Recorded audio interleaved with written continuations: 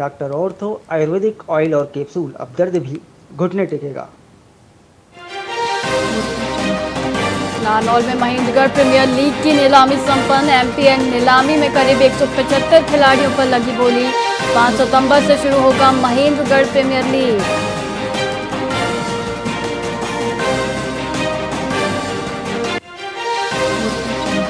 चंडीगढ़ के 2 पंपों पर आज फ्री मिलेगा पेट्रोल। 2 पहिया तिपहिया वाहनों को मिलेंगे 500 के कूपन। कार चालकों को दिए जाएंगे 1000 रुपए के कूपन।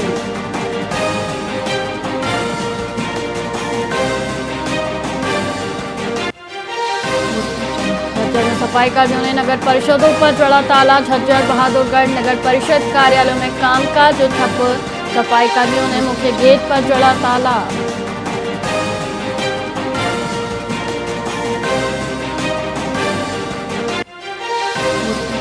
हिसार में जीवन कुंदू का अंतिम संस्कार। आज पैतृक गांव की नाला में पहुंचा पार्थिव शरीर। बड़ी संख्या में लोग अंतिम विदाई में पहुंचे।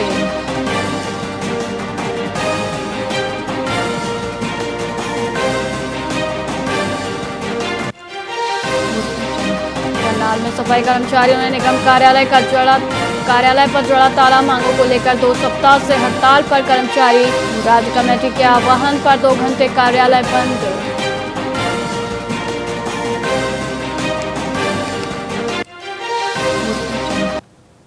नमस्कार, आप देख रहे हैं वीआईपी न्यूज और मैं हूं आपके साथ वैशाली श्रीवास्तव। आइए रुक करते हैं खबरों की ओर। बल्लभगढ़ के यादव चौक हाई टेंशन रोड पर सीवर का गंदा पानी जमा होने से स्थानीय लोगों और दुकानदारों को भारी परेशानी हो रही है। सड़क पर बने जल भराव के कारण राहगीरों को कीचड़ और गंदगी के बीच से गुजरना पड़ रहा है।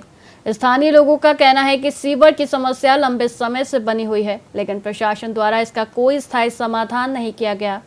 इसके अतिरिक्त जल भराव वाली जगह के पास ही एक ओपन ट्रांसफार्मर रखा हुआ है, जिससे बिजली के उपकरणों की सुरक्षा को लेकर गंभीर चिंताएं उत्पन्न हो रही हैं। लोग इस अप्रिय स्थिति से निजात पाने की मांग कर रहे हैं। क्या नाम है जी? मैं रमेश रावत। रमेश जी, नारेबाजी लगा रहे हैं, क्या है सारा मामला? हम पिछले 1 महीने से परेशान हैं। 3 बार पार्षद जी से मिल चुके हैं। कम से कम 6 से 7 कंप्लेंट हम नगर निगम में दे चुके। विपिन जेई से कम से कम 10 बार लिखित में दे चुका हूँ मैं अपने आप। पार्षद जी को लिखित में दे चुके हैं। कंप्लेंट नगर निगम में लिखित में दे चुके हैं। कल विधायक आपके पता विधायक साहब के यहाँ हुए, फिर भी वो लोग सुनने राजी नहीं। विधायक साहब ने कहा, फिर भी वो नगर निगम वाले या बिजली बोर्ड वाले सुनने राजी नहीं। यहाँ की जो सीवर लाइन है ये 1 महीने से ज़्यादा हो गया, उससे चौक है। हम किरण वाला है हमारे यहाँ की पार्षद, हम उनको लिखित में भी कम से कम नहीं तो 4-5 बार कंप्लेंट दे चुके हैं।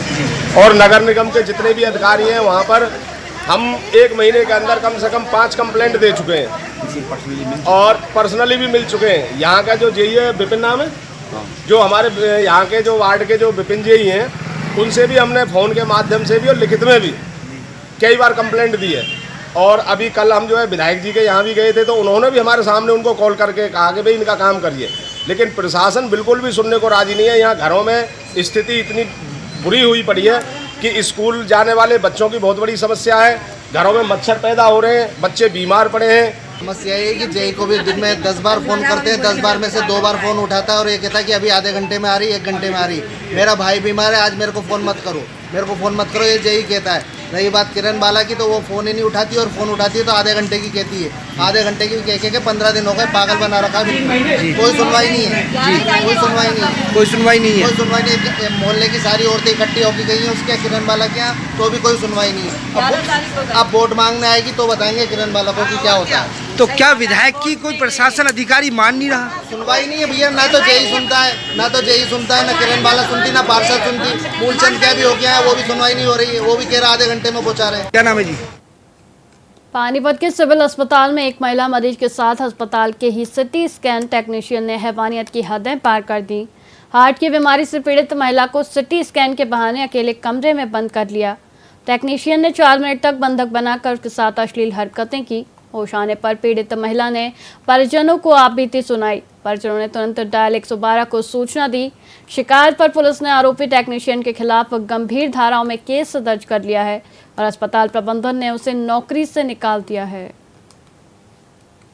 सर रात को मेरे पास में चौकी इंचार्ज जी का कॉल आया था, तो वो बोल रहे थे कि एक आपका सिक्योरिटी गार्ड है, उसने कुछ उसके खिलाफ कंप्लेंट आई है। तो फिर मैंने उनको बोल दिया था कि जो भी आपको ठीक लगे, जो कार्रवाई होती है ना वो कर लेना। और लेकिन जो इंक्वायरी हो रही है अभी, उसकी सीएमओ सर से भी डिस्कस हुआ था, तो इंक्वायरी के बाद ही पता चलेगा। जो भी अगर कुछ गलत किया तो सर उसके खिलाफ कार्रवाई होनी चाहिए, अगर ना हुआ तो फिर ना हो इसके खिलाफ। सीसीटीवी देखी आपने, उसमें कैसे हाँ, छापा है? उसमें सर मैंने आपको अभी दिखाया था जो सीसीटीवी में, तो ऐसा कुछ लग नहीं रहा था। और वैसे अभी पुलिस जांच कर ही रही है इस चीज़ की, तो जो भी आएगा सर वो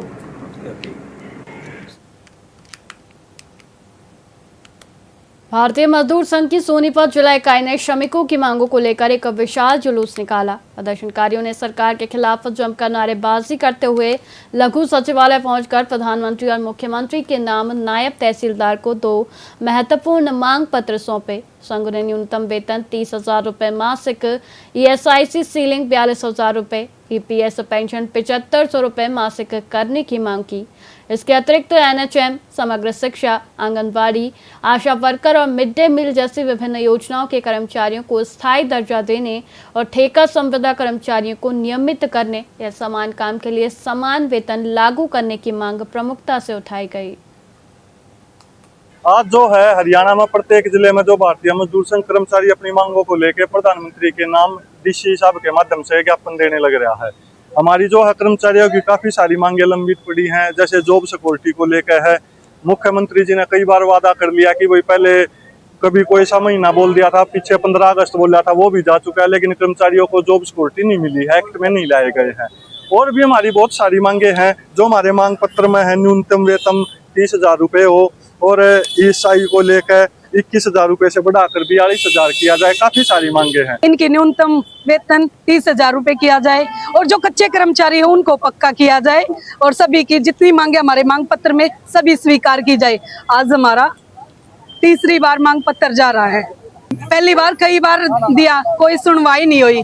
अभी पीछे हमारा गुड़गांव में वो हुआ था, कार्यक्रम हुआ था 26 अप्रैल को, तब माननीय मंत्री जी ने, मुख्यमंत्री जी ने, वो सैनी साहब ने मांग पत्र लिया। उन्होंने बोला आपकी सारी मांगे पूरी की जाएंगी जून में, तो जून में उनका कोई रिस्पॉन्स नहीं आया। हम चाह रहे हैं अब वो हमारी मांग पूरी करे, जो हमने दिया था पहले भी, जितनी बार दिए हमने मांग पत्र। CM साहब से बार बार मुकर रहे हैं, डेट पर डेट दे रहे हैं कि 2 साल हो गए। 16 अगस्त 2024 ने एक्ट लागू किया था। 2 साल तो ये कर्मचारी जितने भी हमारे लगभग 25 महकमे के कर्मचारी पदाधिकारी आ रहे हैं और किसी की भी मांग पूरी नहीं हुई, ना बिजली बोर्ड की, ना आंगनबाड़ी की, ना समग्र शिक्षालय की, ना CPLO की, ना जन स्वास्थ्य विभाग की, ना स्वास्थ्य विभाग की, रोडवेज की, PWD की, किसी भी महकमे की सफाई कर्मचारी होया, आशा वर्कर, मिड डे मील, किसी की भी नहीं हुई। जितने भी हमारे कर्मचारी हैं सबका कैशलेस मेडिकल होना चाहिए। हम जो है CPLO जो है 2024 के अंदर इलेक्शन के टाइम पर जो है हम लगाए गए थे। 2 एग्जाम लिए, प्री और मेंस में नेगेटिव मार्किंग, 1000 रुपये जो है फीस रखी गई। उसके बाद हमें जो है ड्यूटी पर बुलाया गया। तो जब अपॉइंटमेंट लेटर मिला तो हमें पता लगा कि हमारी तनख्वाह 6,000 रुपये स्पेशल, मतलब इकलौते ऐसे हम कर्मचारी हैं जो सरकार के लगाए हुए हैं और जिनकी तनख्वाह सिर्फ और सिर्फ 6,000 रुपये। और बार बार 2 साल से अधिक का समय हमें हो चुका है। सरकार को भी चेतावनी दे रहे हैं बार बार। हमारी मांगे यही है कि भाई कम से कम इतना बेसिक पे टेक्निकल पद के समान वेतनमान हमें दिया जाए। हमारी पेंडिंग सैलरी अभी तक 2024-25 की है, वो तक सरकार नहीं दे रही है। आज भारतीय किसान यूनियन ने सोनीपत शुगर मिल की जर्जर हालत पर चिंता जताई है। किसानों का कहना है कि करीब 50 साल पुरानी यह मिल बार बार तकनीकी खराबी के कारण गन्ने की पेराई ठीक से नहीं कर पाती। इससे किसानों को अपना गन्ना दूसरी मिलों में भेजना पड़ता है, जिसमें समय, डीजल और धन की बर्बादी होती है। साथ ही भुगतान में भी देरी होती है। भारतीय किसान यूनियन के प्रदेश अध्यक्ष रतन मान ने मिल के पूर्ण नवीनीकरण की मांग की। उन्होंने कहा कि केवल छोटी मोटी मरम्मत से काम नहीं चलेगा, बल्कि आधुनिक तकनीक से मिल को सुसज्जित करने की आवश्यकता है। किसानों ने चेतावनी दी है कि अगर उनकी मांगें जल्द पूरी नहीं की गई तो वे धरना प्रदर्शन करेंगे।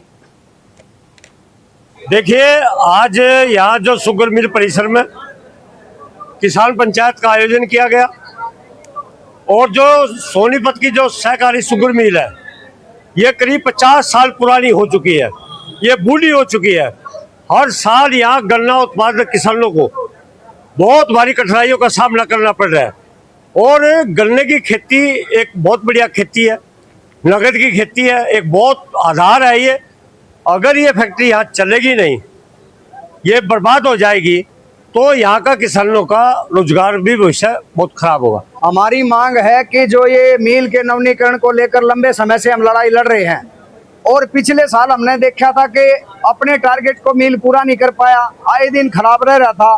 तो अब समय आ चुका है, हमारे गन्ना किसानों की दुर्गति हम सहन नहीं कर रहे हैं, तुरंत इस मिल को नया लगाने के आदेश जारी करे जाए।